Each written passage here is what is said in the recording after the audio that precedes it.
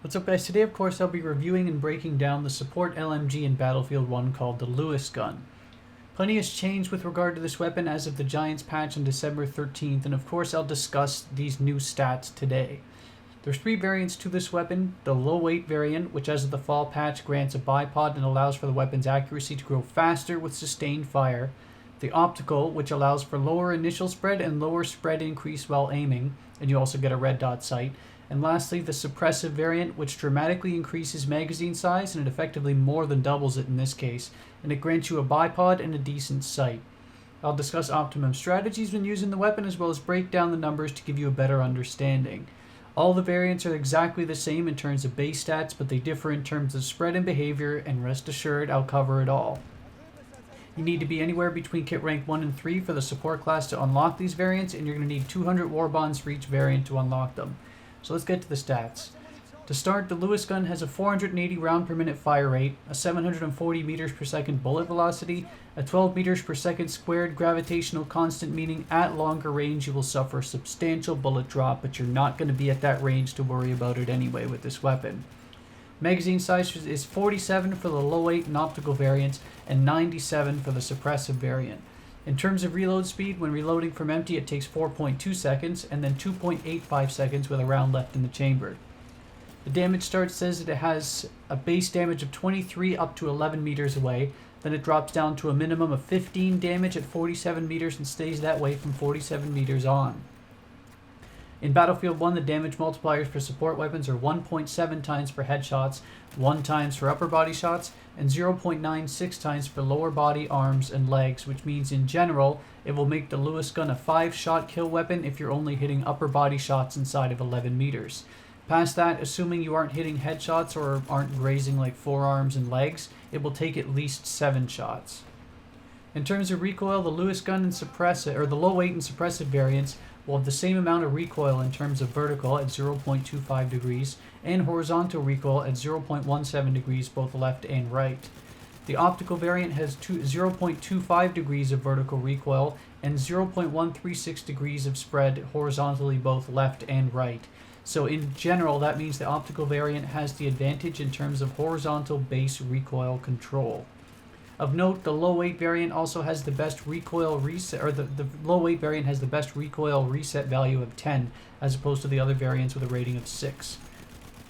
In terms of spread evaluation, the low weight and suppressive will have the same amount of spread when aiming down sights and not moving at 0.21 degrees, and 0.79 degrees of spread when aiming down sights and moving. The optical variant beats them both out, as it has 0.158 degrees of spread when aiming down sights and not moving, and 0.593 degrees of spread when aiming down sights and moving. So the optical variant is not only the best in terms of the lowest recoil, but it also has the least of overall spread when aiming down sights. So that's something of note. When hip firing, standing, and not moving, all variants will encounter 2 degrees of spread. When standing, hip firing, and moving, you will encounter 2.5 degrees of spread. That's for all of them.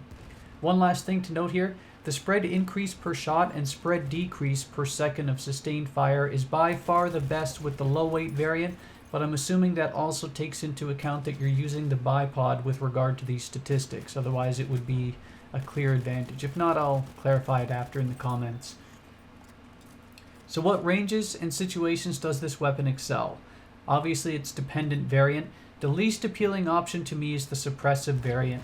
The reason being is that it has a huge magazine size, but statistically speaking, that's it for advantages. The low weight variant adds a bipod, excellent spread reduction, and recoil decrease when using it, but you just have to be more stationary and bipoded. Pair it with a 47 round magazine and you can really do some suppression and damage downfield. The optical has by far the least amount of recoil when standing, stationary, or moving, as long as you're aiming down sights.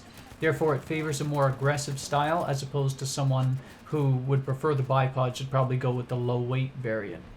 You'll want to stay between 8 to 20 meters with the optical variant for best success, and about the same and maybe slightly longer if you're using the bipod with the low weight version. Damage model stays the same, it's just that you'll be able to sustain more accurate shots downrange with the bipod. So what's my rating and would I use it? It's no pushover because of the new patches that the changes administered to it.